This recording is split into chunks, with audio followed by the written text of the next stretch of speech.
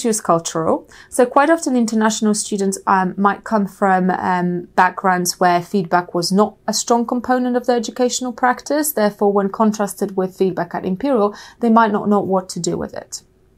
Another issue is related to assessment design, as some assessment designs do not promote the uptake of feedback. And this is quite often the case with big pieces of work at the end of the module without clear indication of what to do with that feedback and how it can help students at the next point of their educational journey.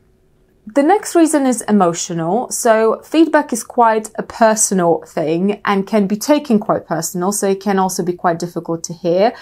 Think about the feedback that we receive from reviewers on the papers that we submit for journals. It can be quite an emotional thing to receive that feedback. So it's quite similar for the students. So therefore, it's quite important to understand emotional barriers that prevent students from taking the feedback on board.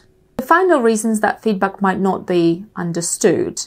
This can quite often be the case with international students who come to Imperial as second language speakers, and while their grammar and vocabulary can be very, very good, they might not be fully aware of social linguistic aspects of knowing the language. So, for example, the rules around politeness and clarification requests might differ from culture to culture.